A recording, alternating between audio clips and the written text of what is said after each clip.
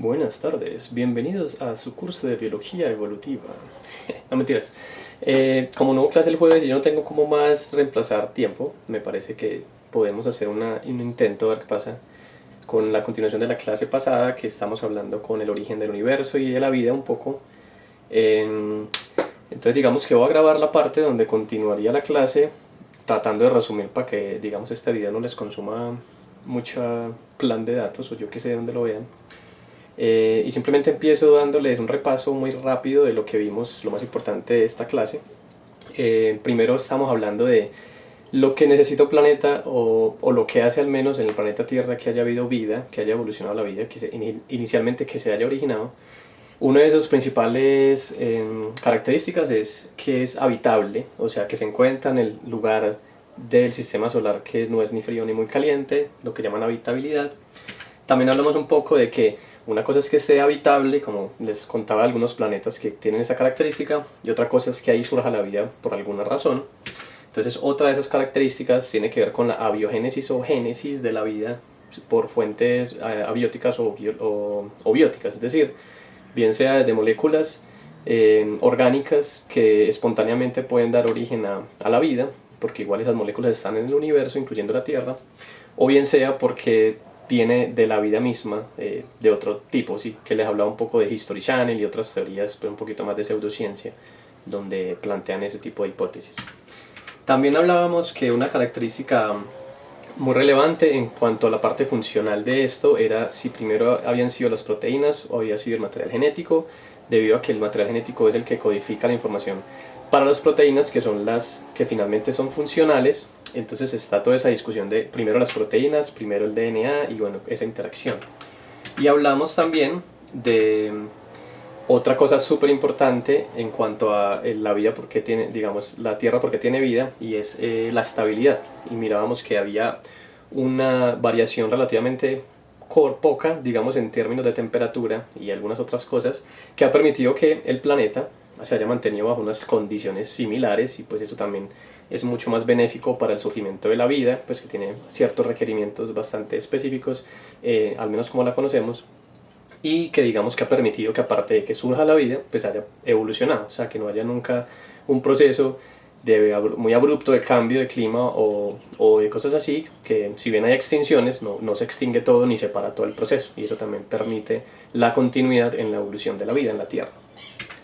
Y hablábamos también de otros eventos improbables, que incluso el mismo surgimiento de la vida puede ser improbable en ese momento. No se ha rastreado muy bien cuándo y por qué se dio, aunque hay ciertas hipótesis de esa gradualidad de moléculas, bien sea proteínas o DNA, a una célula, y de ahí para adelante es mucho más fácil explicar la vida, como veremos en este fragmento, porque voy a grabar 2 videitos, o 3, pero bueno.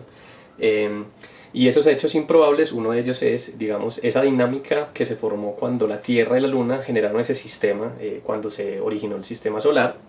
Y en esa dinámica Tierra-Luna pues se dan muchos procesos que hablábamos, como la marea y ese tipo de cosas, que debido al tamaño grande de la Luna respecto a la Tierra, pues seguramente también hasta funcionará como una barrera y otras cosas que permiten cierta estabilidad, incluyendo que, pues según la teoría más, digamos, más conversada sobre el origen de la Luna y la Tierra, tiene que ver con el choque de un planeta Theia en los inicios del sistema solar, que cuando colisionaron pues ahí se formó la Tierra y la Luna, y de alguna manera eso también generó la inclinación que tiene la Tierra y que explica esa habitabilidad ya a nivel local, porque hablábamos pues, y por ahí les puedo dejar el link de un videito donde explican que la inclinación de un planeta tiene mucho que ver también con su habitabilidad, ¿cierto? Sin importar si está en la zona habitable, o una inclinación no muy favorable en términos de relación con el Sol, con su estrella, pues podría serlo no habitable. Listo, y entonces básicamente eso fue lo que hablábamos y terminamos diciendo esa, digamos, relación intrínseca de la Luna y la Tierra. Y ahora, digamos, para entender un poco más cómo surgió la vida, y más aún, que es lo que más nos compete en el curso, es cómo evolucionó. O sea, vamos a estudiar en este pedazo del video cómo pudo surgir la vida y cómo esas relaciones filogenéticas podrían explicar esa historia evolutiva. Entonces, les contaba de esta charla TED, que también les mandaría el link para el que quiera verlo, son 6 minuticos. Y les contaba un poco, justo al final de la clase, lo importante que es diferenciar escalas, pero esquemáticamente solo para entender los procesos y no como si fuera el proceso en sí esa diferenciación. Me explico. La microevolución y la macroevolución estudia, digamos, escalas diferentes, microevolución antes de especies, o sea, cuando hablamos de procesos a nivel poblacional, por ejemplo,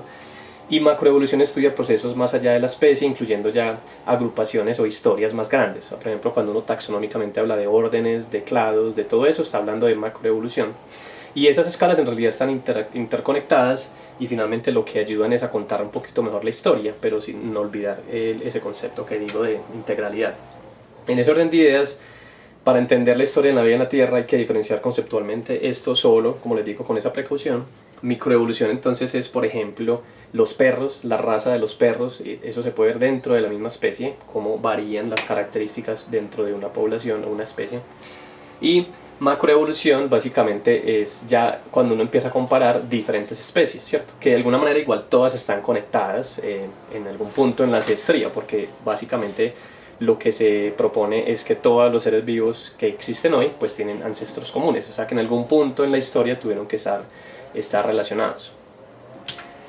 Bueno, y eso da procesos de anagénesis y cladogénesis que básicamente tienen que ver con el hecho de anagénesis es cuando hay un cambio progresivo, por ejemplo en una población o una especie que no diversifica, o sea no se convierte en más de una especie, pero cambia en el tiempo. Y cladogénesis, un clado es esta forma, por así decirlo, cuando es bifurcación y estas cosas, básicamente lo que nos mostraría es cuando sí hay cambio que implica diversificación, es decir, de una cosa salen dos o más. Eso sería como una cosa importante para entender.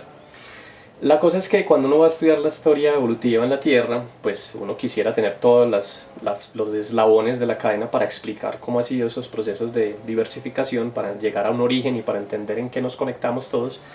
Pero usualmente gran parte de esa diversidad que se ha tenido en la Tierra se ha extinto en diferentes procesos o ha evolucionado, entonces no siempre es tan fácil rastrear esa ancestría.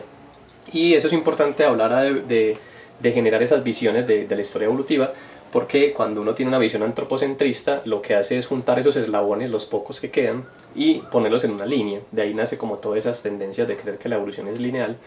y no verlo como en realidad es, que es como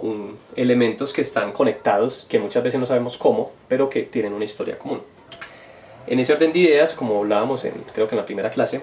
esta charla que también les recomendaba de Prasanta Chakrabarty, también les puedo mandar el link, que habla que somos peces fuera del agua, en esa forma de decir que finalmente los vertebrados, los tetrápodos, en este caso somos tetrápodos, vertebrados, somos primates, pero que eso también tiene una historia y para explicar nuestro origen y nuestra evolución, pues habrá que rastrearlo y finalmente somos peces fuera del agua, como lo dice muy bien el científico. Y en ese orden de ideas es muy importante para entender estos mecanismos de evolución tener claro que finalmente todos los seres que existen están relacionados y a través de esas relaciones, que las llamaremos relaciones filogenéticas, como de origen y de relaciones entre ellos y parentesco, es que podemos explicar un poco esa historia, ¿cierto? Entonces cuando uno va a estudiar una característica en particular de alguno de esos grupos, depende de la escala que lo estudie, microevolución, macroevolución, o depende a qué punto se refiera, es que uno puede discutir la evolución de esos grupos a partir de entender primero, ante todo, esas relaciones que tienen unos grupos con los otros. Entonces, bueno, básicamente hay como tres grupos, solo para eso lo ahondaremos en otra clase, pero hay tres, digamos, grandes dominios, se llama así, que relacionan a toda la vida que hay actualmente. Esos dominios son arquea, que es como antes estaban asociados más a bacterias y ese ahora se sabe que está más relacionado con eucaria, que somos nosotros, o sea, todos los animales y plantas que tienen células eucariotas, o sea, con un núcleo verdadero, se consideran parte de ese dominio eucaria, es decir, que el origen de esas células es un evento en específico en la evolución y a partir de ahí todo lo que diversificó tiene esa misma ancestría o esa misma herencia. Y arquea, la gente lo ha asociado más con eucaria que con bacteria, siendo arquea células más parecidos a bacterias. De hecho, esto fue una cosa más genética que morfológica. Luego ahondaremos en eso. Entonces el tercer dominio es el que he estado mencionando tangencialmente, que es bacteria. O sea, bacteria, arquea y eucaria son como los tres grandes grupos en donde en teoría cabe absolutamente todo lo que conocemos. Entonces, lo importante de irnos tan atrás y empezar a tratar de dilucidar todo este camino que ha tenido la evolución en la Tierra es que al final, cuando queremos, por ejemplo, contar nuestra propia historia, pues es como cuando uno empieza a hablar de los abuelos, de los tatarabuelos y eso, pues en algún punto tendrá que encontrarse con esos otros caminos sin los cuales el entendimiento de nuestra propia historia fuera incompleto. O sea, no entenderíamos cómo tenemos las características nuestras, incluyendo las culturales, si no entendemos qué son los primates, si no entendemos qué son los vertebrados y demás, porque todas esas características, incluso el pensamiento, el desarrollo del cerebro, tienen mucho que ver con historias que precedieron el origen mismo del ser humano. O sea, nosotros no nacemos de una historia vacía. De hecho, somos una pequeñísima página en ese libro grandísimo de la historia evolutiva. Y eso pues es lo más importante a la hora de ya contextualizar lo interesante que se convierte este sistema de la historia evolutiva para entendernos y a la hora ya, en el caso de ustedes en sus carreras, de tomar decisiones que tienen que ver con el manejo de los ecosistemas y el manejo de otras cosas que implícitamente tienen esa historia, como les digo, de la Tierra detrás. Entonces, digámoslo así, que en esa diferenciación, en esa forma de ver el mundo un poquito más allá de esa superficialidad que nos plantea muchas veces el sistema de pensamiento actual,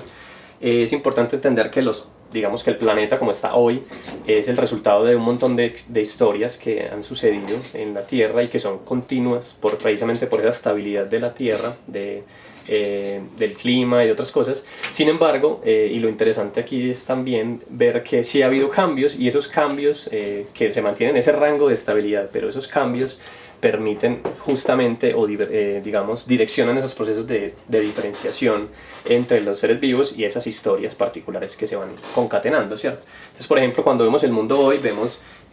los continentes como los conocemos y los países, que ya es una construcción más humana, que muchas veces tienen relación con ríos y alguna relación histórica o geográfica, pero muchas veces, en la mayoría de casos, se crean barreras más que todo políticas. Y si vemos eso como en perspectiva, pues encontraríamos que el mundo ha cambiado mucho en el corto plazo, inducido por nuestra forma de ver el mundo, y eso enmascara como esas otras historias. Entonces, empezando por el hecho de que los continentes no siempre han estado así, seguramente todos ya han escuchado eso en otros espacios,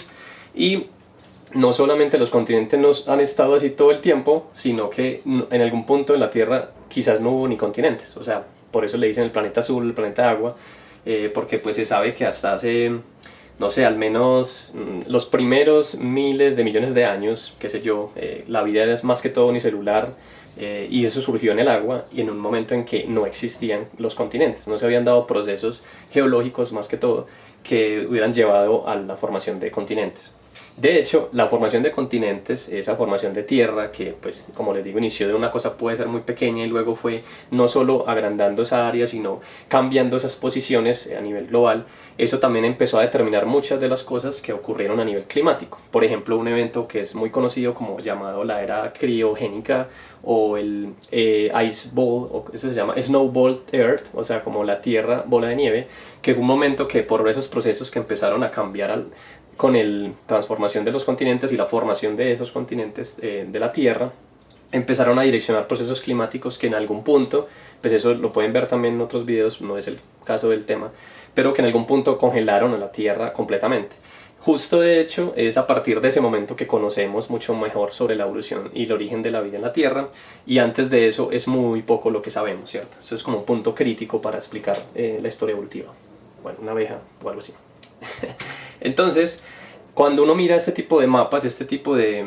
estructuras, esto es una figura bastante famosa cuando se habla de evolución, que es como un caracolito que va mostrando diferentes eras geológicas y los tiempos y las relaciones. Ahí no las muestra muy bien, pero sí como esa linealidad espiral de lo que ha pasado en la Tierra desde hace 4.6 billones de años, o 4.600 millones de años más bien, hasta el día de hoy, ¿cierto? Y una de las cosas importantes es que cuando uno a veces ve esto, no dimensiona esas otras escalas, que por eso yo recalco tanto eso de las escalas y de la integralidad de esa forma de ver las cosas, porque si no miras todo así, es una historia muy lineal, no vuelve a caer en los mismos errores y no entiende que muchas veces lo que ha pasado aquí, lo que ha determinado estos cambios evolutivos a lo largo de la historia geológica del planeta, tienen mucho que ver también con otras dinámicas, como las que le hablaba de los continentes, cambios de clima, si sean sutiles, y todas estas cosas que finalmente son los que determinan la historia y el rumbo de la historia evolutiva. Bueno, entonces voy a cortar este video corto porque pues también estoy probando qué tanto pesa estos videos y lo voy a montar a YouTube, y así es más fácil también como de pronto para ustedes verlos. Entonces continuaré en un rato, montaré otro video para seguir ya contando la historia, como les digo, justo del momento en que conocemos mejor, o sea, a partir de la era criogénica, y haciendo un resumen previo de cómo fueron esos primeros pasos de la vida y a partir de allí qué fue lo que pasó. Bueno, entonces nos vemos en un rato.